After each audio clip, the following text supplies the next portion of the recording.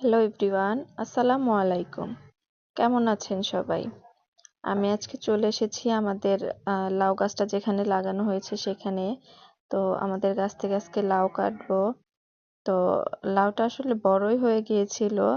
আমরা কাটবো কাটবো বলে আর মানে কাটা হচ্ছিল না। তো ফাইনালি লাউটা কেটে নিয়ে চলে আসলাম, যেহেতু গাছের লাউ, নিজেদের গাছের লাউ। তো লাউটা একটু বড় হয়ে যাওয়ার কারণে আমার কাটতে খুব কষ্ট হচ্ছিল। দেখতে পাচ্ছেন লাউটা আসলে একদম কচি ছিল না, একটু বড় হয়ে গিয়েছিল। লাউটা কাটছি, এটা আসলে ইতিহাস করে ফেলেছি আমি আজকে। মানে লাউটা অনেকে আছে লাউটা একবারে কেটে ফেলে, তো আমি এটা নিয়ে মানে যুদ্ধ করছিলাম মোটামুটি, প্রায় দেখতে পাচ্ছেন আপনারা। তো ফাইনালি আমি কেটে ফেলেছি লাউটা। তো লাউ যেহেতু একটু একটু বিচি হয়ে গিয়েছিল, তো আমি বিচিগুলো ফেলে দিয়েছি।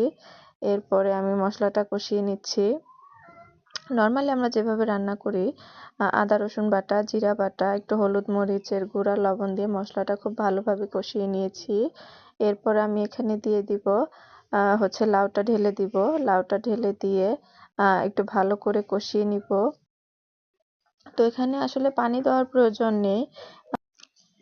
লাউ থেকে এমনিতেই অনেকটা পানি উঠে যাবে কষানোর সময়। তো এখানে আমি মাছগুলো ভেজে নিয়েছি। তো ভাজা মাছগুলো আমি লাউয়ের মধ্যে দিয়ে ভালো করে কষিয়ে নিচ্ছি। তো মাছটা আসলে একটু ভেজে দিলেই ভালো লাগে। আমি এখানে পানি ছাড়াই লাউটা খুব ভালো করে কষিয়ে নিচ্ছি। দেখতে পাচ্ছেন যেহেতু ফ্রেশ লাউ, তো কষানোর মধ্যে আমার লাউটা প্রায় গলে গিয়েছিল, এই দেখতে পাচ্ছেন।